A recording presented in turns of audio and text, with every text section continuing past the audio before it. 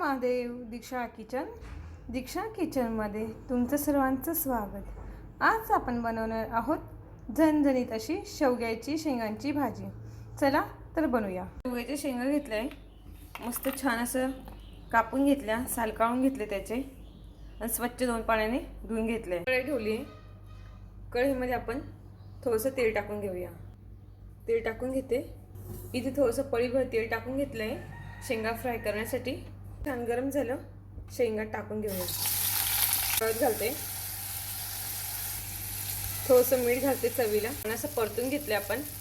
मी जिरं लसूणची पेस्ट घेतली आहे, ते पण छान परतून घेऊया. आपण छान असं परतून घेतलं. मोठा ग्लासभर मी पाणी घालते. 5 मिनिटासाठी आपण वाफवून घेऊया. 5 मिनिटं झाले, आपण शेंगा छान वाफवून घेतल्या. कुकर ठेवले. कुकरमध्ये चणा डाळ घेतली आहे, 2 चमचे शेंगदाणे घेतले, टोमॅटो घेतलाय, बटाटा घेतलाय, बारीक असा कापून घेतलाय, बारीक असा कापून घेतलाय. लसणाचा कांदा घेतलाय, लसणाचा कापडा घेतलाय, टाकून घेतला. भरून पाणी घालू, परतून घेऊ. 2 शिट्ट्या काढून घेऊया फास्ट गॅसवर. ठेवली जाळीवर. 2 कट करून कांदे ठेवून घेऊ, भाजून घेऊया भाजीसाठी. छान भुजून घेतले, काढून घेऊया. खोबरं आणि टमॅटो आहे, ते पण आपल्याला भाजून घ्यायचे.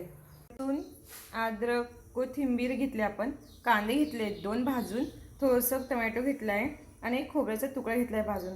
हे आपल्याला मिक्सरमध्ये फिरून घ्यायचं. कढई ठेवली आहे. कढईत आपण फोडणीसाठी तेल टाकून घेतलं आहे. तेल छान गरम झालं, फोडणीला कोथिंबीर घालते. झाली, आपण वाटून घेतलेला मसाला ॲड करूया. मसाला छान टाकून घेतला आहे, परतून घेऊया. चटणी पावडर घेतली आहे 2 चमचे. तुम्हाला तिखट कमी असेल तर कमी करू शकता. मसाला घालते. मसाल्यामध्ये परतून घेऊया. खाली लागला नको पाहिजे म्हणून आपण थोडंसं पाणी घालूया. मसाला छान बारीक गॅसवर परतून घ्यायचा आहे. आपण 2 शिट्ट्या काढून घेतलेल्या आहे. छान रईच्या साहाय्याने चेचून घेऊया. तेव्हा भाजीला किती छान तेल सुटलं. आपल्या फ्राय केलेल्या शेंगा ॲड करते. चेचून घेतलेलं आपण 2 शिट्ट्या काढलेलं ॲड करते.